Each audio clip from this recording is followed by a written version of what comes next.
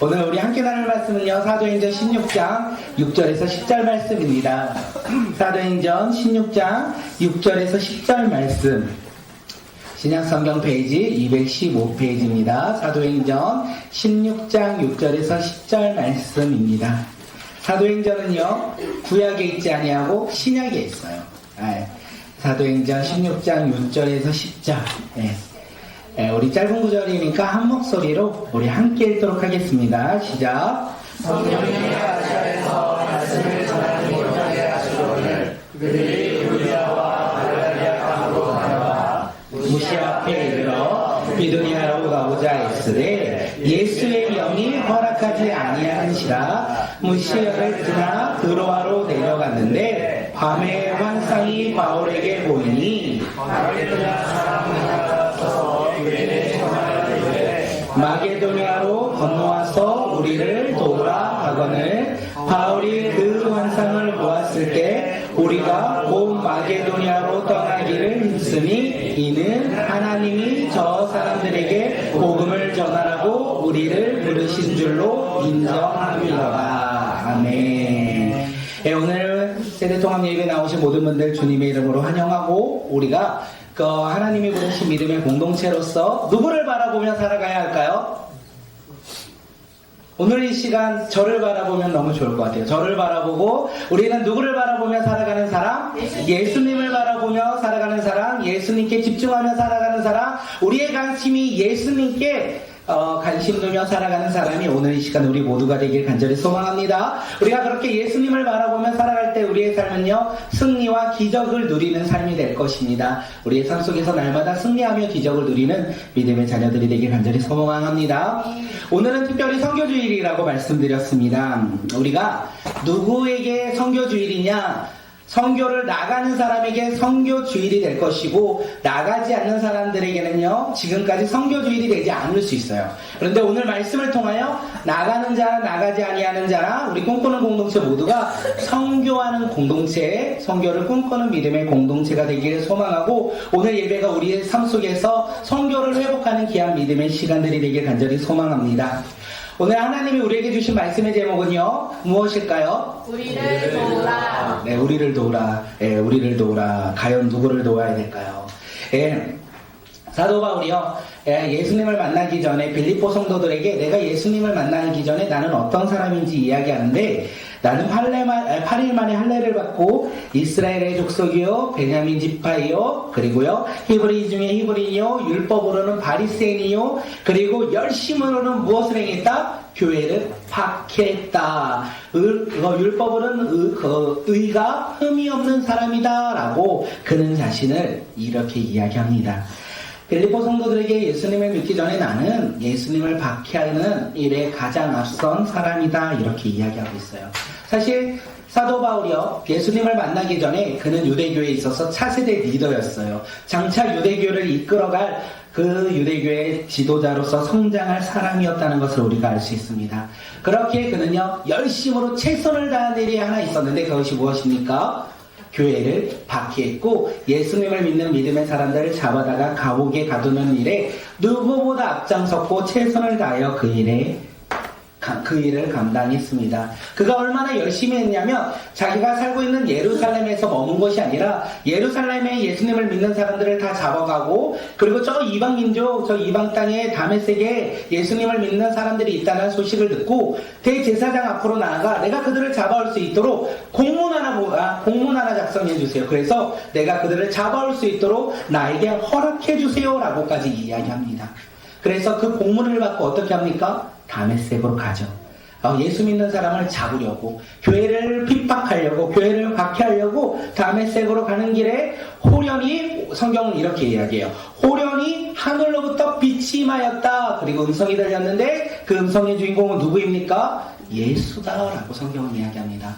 사도 바울이 아니었죠, 그 당시에. 사도 바울이 예수님을 만나 어떻게 됩니까? 그의 삶의 변화와 그의 삶의 회복이 일어났다는 것을 우리는 알 수 있어요. 그의 삶의 변화와 회복이 무엇입니까? 우리 지난주 말씀 혹시 제목 기억나실까요? 나를 찾아오신 김현경 집사님한테 박수 한번 칠게요. 나를 찾아오신 예수님, 그러면 세 가지를 회복한다고 했는데 사도 바울이 지금 예수님을 만났어요.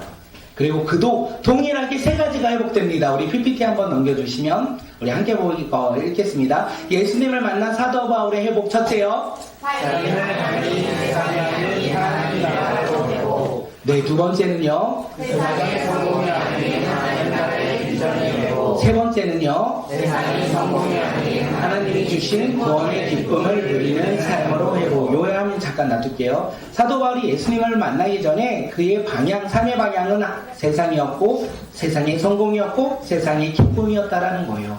그런데 그가 다메섹으로 가는 길 가운데 예수님을 만남으로 말미암아 삶이 변화되었고 삶이 회복되었어요. 어떻게요? 하나님의 나라를 바라보았고 하나님이 주신 비전을 그가 순종하며 그 길 가운데 구원의 기쁨을 누리는 삶으로 그의 삶이 변화되었다라고 이야기합니다. 우리 사도행전 9장 15절 우리 말씀 한번 읽어볼게요. 우리 함께 읽겠습니다. 시작. 이 사람은 내 이름을 인근들과 이스라엘 사람들에게 전하기 위하여 택한 나의 그릇이라. 이제 사도 바울이요, 예수님께서 이제 사도 바울을 택하여 그를 이방인의 복음 전달자, 이방인의 사도로 그를 삼아 주셨다라는 것을 우리는 알 수 있어요. 그렇게 그가 택함 받고 사도행전 13장에서 안디옥 교회에서 이제 사도 바울은 파송받습니다. 어디로 파송받냐면 아시아로, 이제 이방인들이 살고 있는 아시아로 나아가 복음을 전하는 일에 파송받았어요. 그리고 그는 이 아시아에서 복음을 전하였고 거기에서 머문 것이 아니라 그 지방을 넘어 유럽에까지, 마게도니아까지 가가지고 하나님의 나라의 복음을 증거하였고 전하였다. 이렇게 성경은 우리에게 이야기합니다.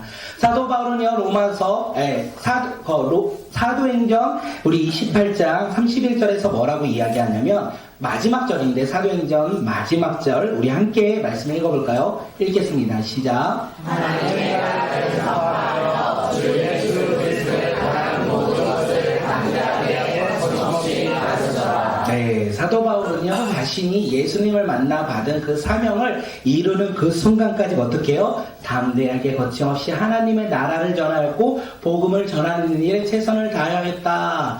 그 일을 감당할 때요 어려움도 있었어요. 힘듦도 있었어요. 부흥의 좋은 일들만 있었던 것이 아니라 고난받고 박해받아 죽을 위기 가운데 놓여 있을 때도 그는 어떻게 해요? 사명을 잃지 아니하고 사명 가운데 그 길을 걸어갔다. 왜요? 그는 누구를 만난 사람? 예수님을 만난 사람이기 때문에 그렇습니다. 그는 예수님을 만남으로 말미암아 삶의 방향이 바뀐 거예요.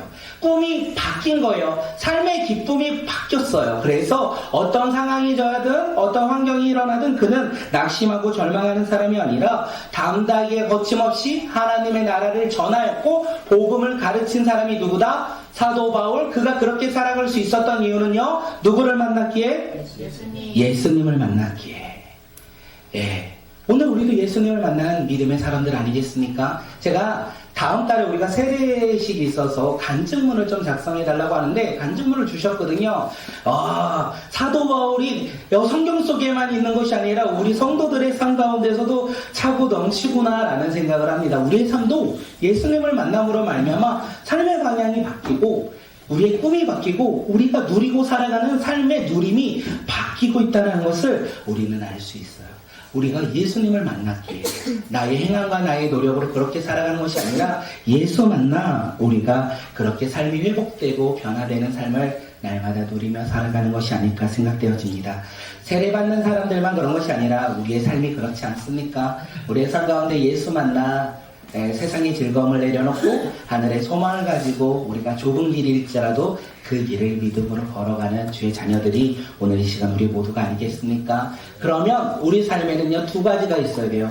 하나님을 나라를 가르치는 그 열정과 복음을 전하는 그 사랑이 우리 삶 가운데 차고 넘치길 소망합니다. 오늘 이 시간 옆 사람을 바라보고 이렇게 서로를 축복하겠습니다.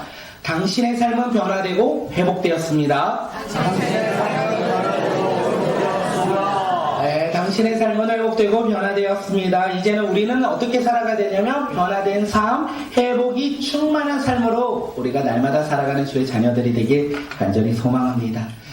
사도 바울이요, 안디옥 교회에서 이제 파송받았어요. 그래서 가장 먼저 갔던 곳이 아시아다. 성경은 이렇게 이야기합니다. 그가 파송받아 아시아에 가서 복음을 전합니다. 복음을 전할 때 어떤 일이 일어나냐면 교회들이 믿음이 굳건해졌다 이렇게 이야기하고요. 성도의 수가 늘어났다, 부흥했다 이렇게 성경은 우리 가운데 이야기합니다.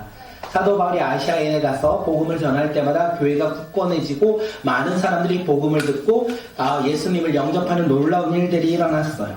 그런 일들이 일어날 때 사도 바울은 되게 계획적인 사람이거든요. 그래서 사도 바울은 아마도 이제는 더 큰 부흥을 소망하지 않았을까 생각합니다. 작은 선교팀으로 행했던 부흥의 역사가 놀랍게 일어난 것을 이제는 선교팀이 아닌 부흥하는 교회들이 서로 연합하여 아시아에 있는 모든 지역 가운데 하나님의 나라를 전하는 것, 복음을 전하는 것을 감당하고 또 그 일을 하고자 계획하지 않았을까 생각되어집니다. 사도 바울이 이렇게 부흥하고 있는 그때에 이제 더 큰 부흥을 위하여 기도하고 준비하는 일 가운데 하나님께서 사도 바울에게 일하기 시작하십니다. 되게 중요한 상황이에요. 놀라운 하나님의 복음이 이 아시아 전역에 퍼질 수 있는 이 일 가운데 하나님께서 개입하시고 일하시기 시작하셨다라는 거예요. 어떤 일일까요? 사도행전 16장 6절 상반절에서 우리에게 이야기합니다. 16장 6절이요. 우리 함께 읽겠습니다. 시작. 성령이 아시아에서 말씀을 전하지 못하게 하시거늘. 잘 생각하셔야 돼요. 복음을 전했어요.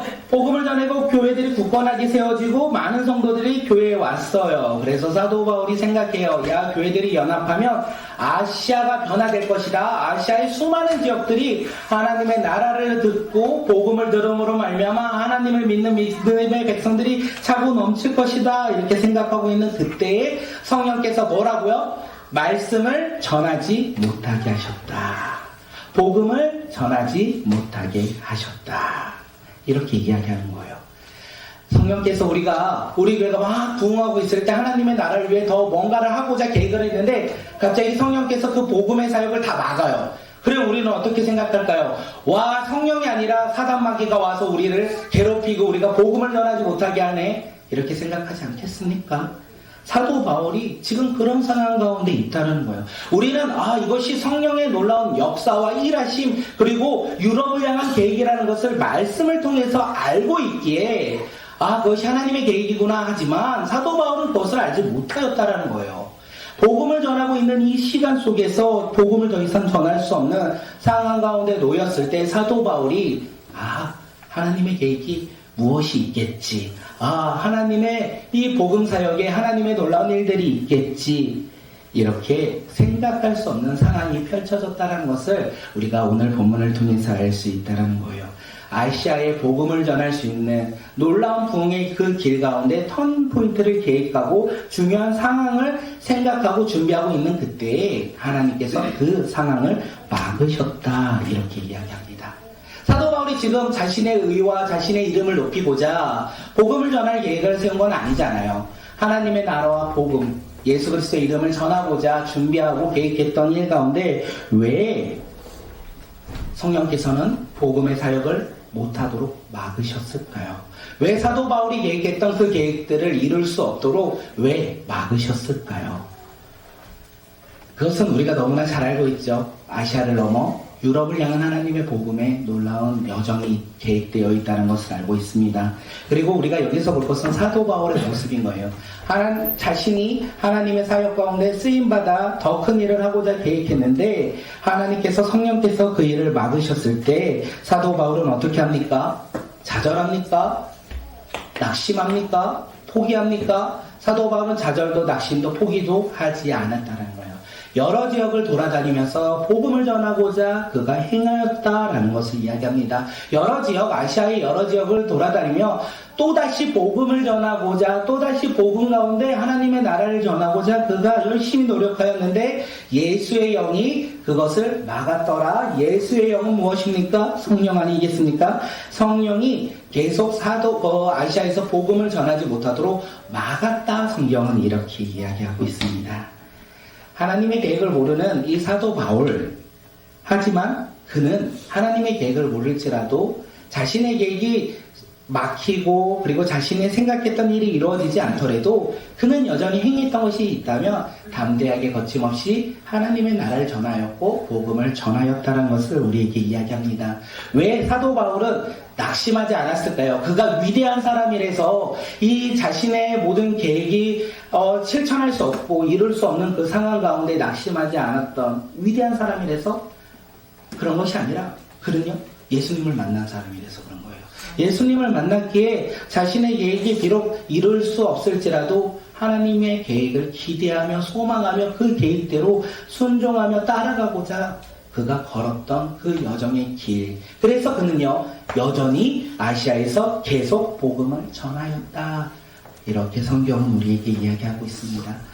이 이야기를 통하여 우리도 선교지에 대해서 선교를 다시 한번 생각합니다. 제가 단기 선교를 여러 번 말씀드렸어요. 우리 꿈꾸는 교회도 단기 선교를 개척할 때부터 준비했는데 아이가 태어나고 그리고 화상을 입고 코로나19로 인하여 우리가 매해마다 선교의 깃발은 들었는데 선교지에 가서 그 깃발을 꽂은 적이 22년도까지는 단 한 번도 없었다.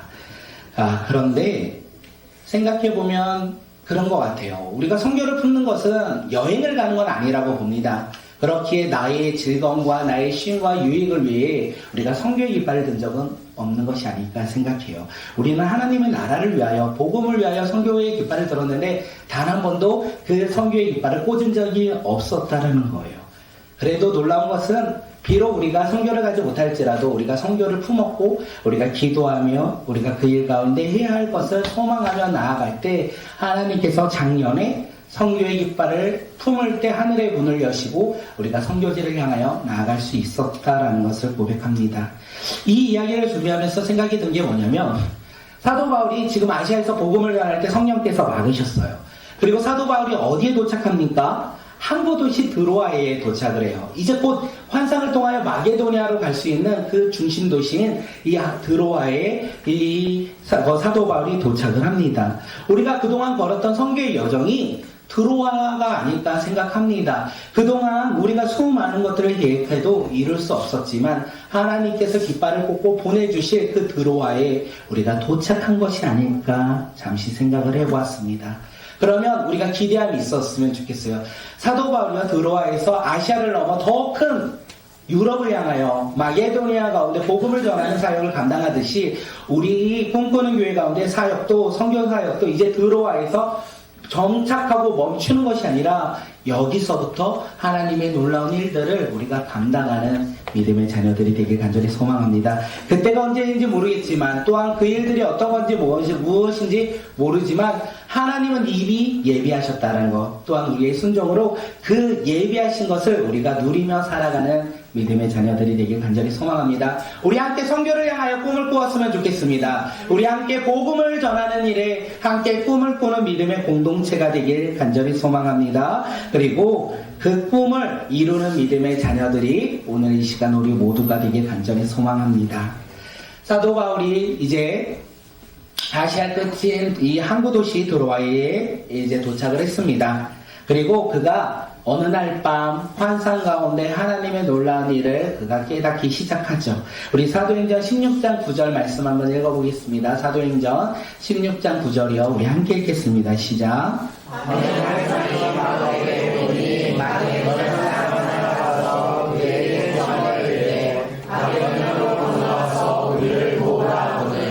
사도 바울의 계획은 아시아에서 복음을 전하는 거였어요. 근데 하나님의 계획은요.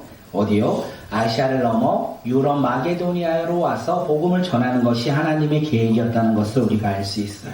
그래서 드로아에서 사도 바울이 환상을 보는데 마게도니아로 건너와서 뭐라고요? 우리를 도우라.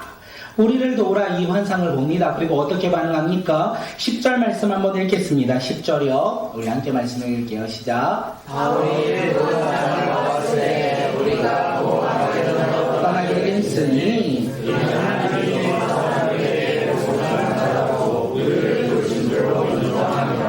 예, 사도 바울이요 환상을 보았습니다. 그리고 가고자 결단한 것이 아니에요. 누가 가겠다? 우리가 가겠다라고 성경은 이야기하요. 환상은 누가 봤습니까? 사도 바울이 보았어요. 마게도냐를 건너와서 우리를 도우라는 환상은 그 선교팀이 본 것이 아니라 사도 바울이 보았어요. 그리고 사도 바울은요 선교팀에게 이야기함으로 말미암아 선교팀이 어떻게 합니까? 우리가 마게도냐로 떠나기로 결정했다라는 것입니다. 예, 선교팀은요 한마음 한뜻이었다라는 거예요. 하나님의 음성은 한 사람에게 주어짐으로 그 주어진 그 음성이 그 공동체 가운데 흘러 하나님의 놀라운 일들을 감당하기 시작했다라는 것을 우리가 알 수 있습니다. 유럽의 그 이방인들의 복음 사역은요 하나님께서 한 사람을 택하셨고 그 사람을 통하여 함께 이루는 그 사람들이 동행하여 이루었다는 것을 우리가 잊지 않았으면 좋겠습니다. 왜 하나님은 한 사람에게 말씀하셨을까요? 왜 하나님은 사도 바울에게 말씀하셨을까요? 사도 바울에게만 말씀하셔도 그 선교팀이 함께 움직일 것을 아셨던 것 같습니다. 사도 바울에게만 말씀하셔도 충분히 그 선교팀에게는 말씀하셨다는 것을 우리는 알 수 있어요. 사도 바울과 함께 이 선교 사역을 감당했던 이 선교팀은요 자신의 생각과 계획으로 선교를 바라본 적이 단 한 번도 없었던 것 같아요.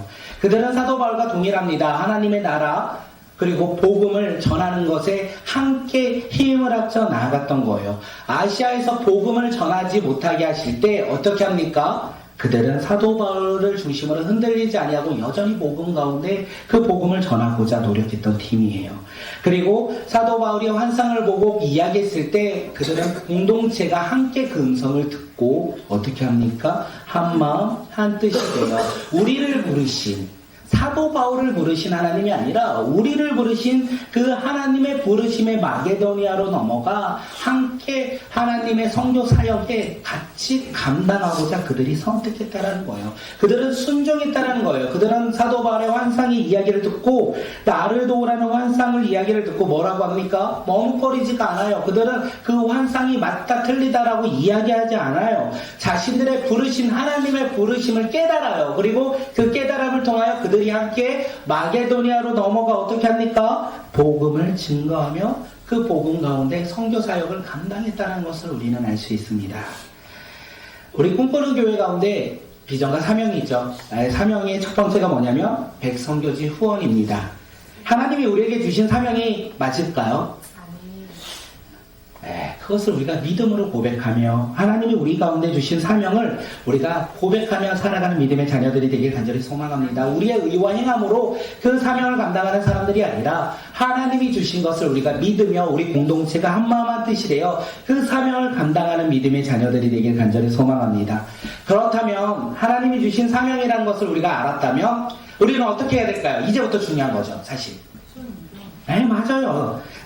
순종해야 돼요. 선교의 사명을 주셨다면 우리는 무엇을 하면 됩니까? 선교하면 돼요. 미자리 교회를 돕는 사명을 주셨다면 도우면 돼요. 기도하고 헌신하고 우리가 가진 것을 작은 것이라도 나눠주면 된다는 거예요. 우리가 해야 할 일이 있는데 하지 않으면 그 일은 이루어 나갈 수 없다는 거겠죠.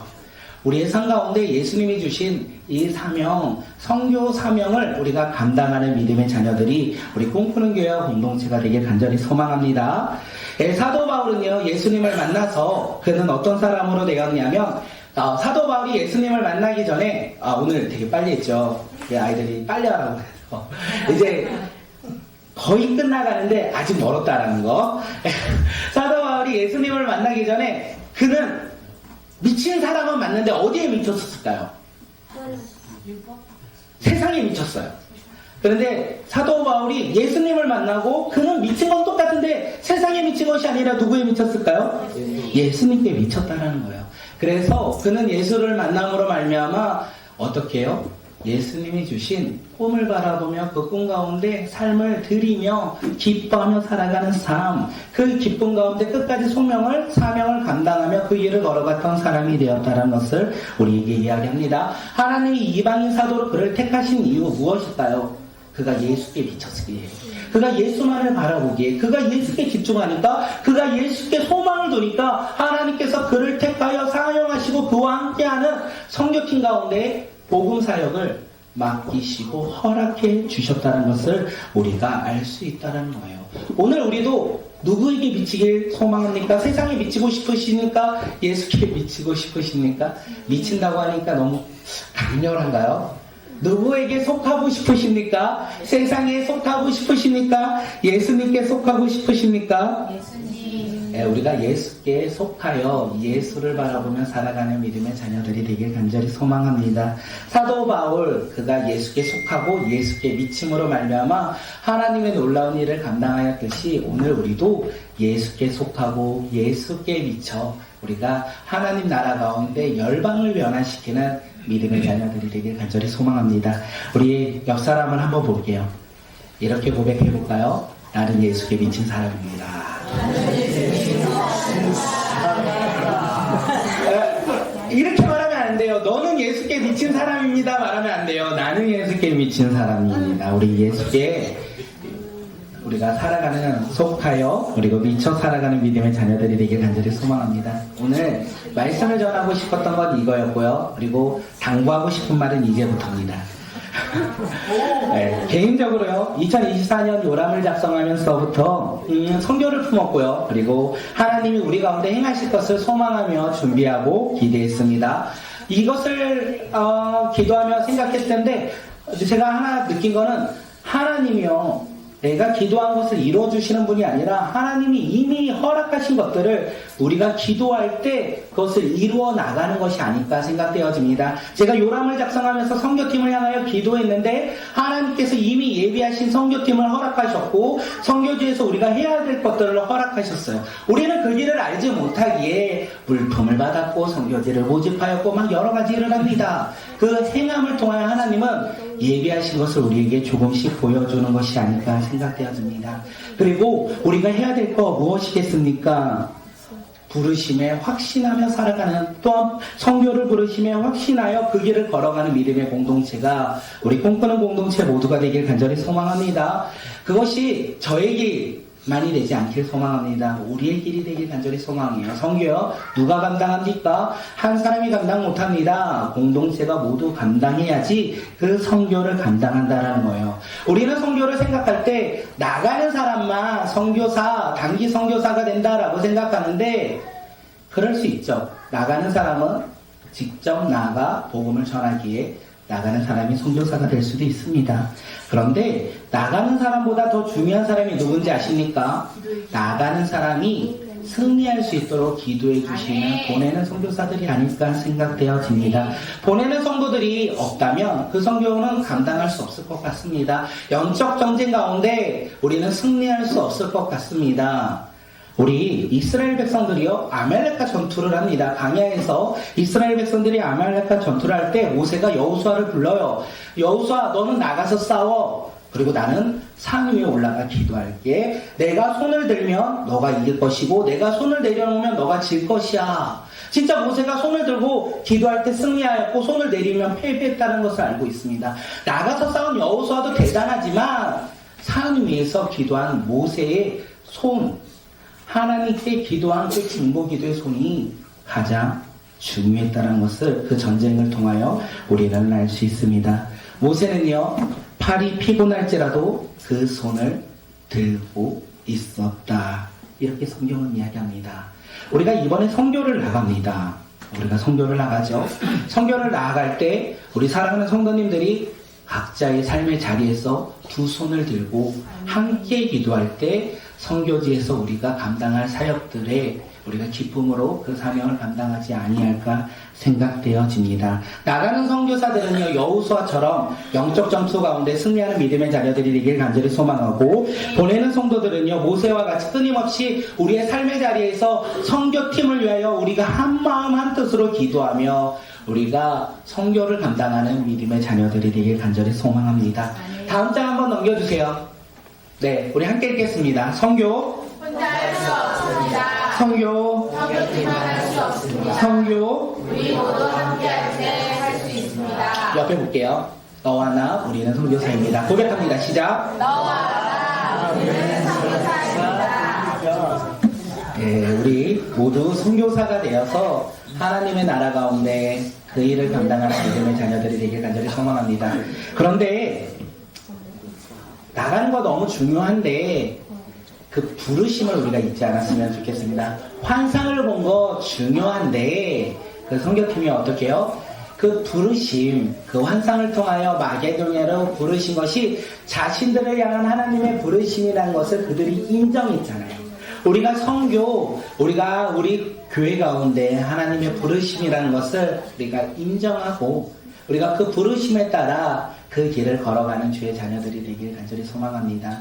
우리 하나님의 부르심에는 우리 함께 찬양할 텐데 하나님이 나를 부르셨어요.